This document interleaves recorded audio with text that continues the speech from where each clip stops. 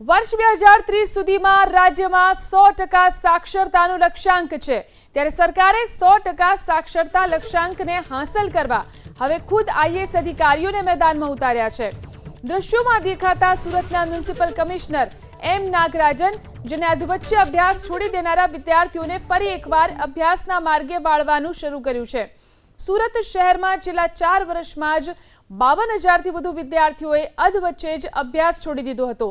અભ્યાસ વચ્ચે છોડી દેનારા આવા વિદ્યાર્થીઓને ફરી અભ્યાસ તરફ વાળવા માટે મ્યુનિસિપલ કમિશનર સ્લમ વિસ્તારમાં અને વિવિધ વસાહતોમાં જઈ વાલીઓ સાથે સીધો સંવાદ કરી રહ્યા છે। મહાપાલિકાની ટીમે શિક્ષણ વિભાગના લોકોને સાથે રાખી અને અત્યાર સુધીમાં ડ્રોપઆઉટ લેનારા 38,000થી વધુ વિદ્યાર્થીઓનો સંપર્ક અને સર્વે પૂર્ણ કર્યો છે।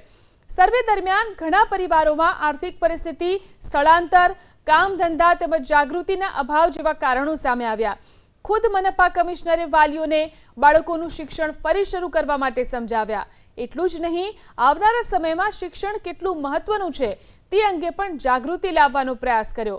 મનપા કમિશનરની આ મહેનત ધીમે ધીમે રંગ લાવી રહી છે અને અત્યાર સુધીમાં અભ્યાસ છોડનારા 2,582 વિદ્યાર્થીઓએ ફરી આગળના ધોરણમાં પ્રવેશ મેળવ્યો છે।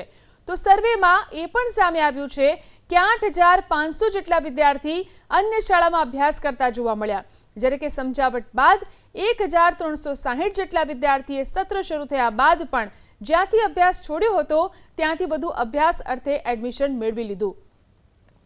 મનપા કમિશનર લોકો સાક્ષર બને તે માટે આવનારા દિવસોમાં તમામ ઝોનના ડેપ્યુટી કમિશનરને પણ આ અભિયાનમાં જોડશે।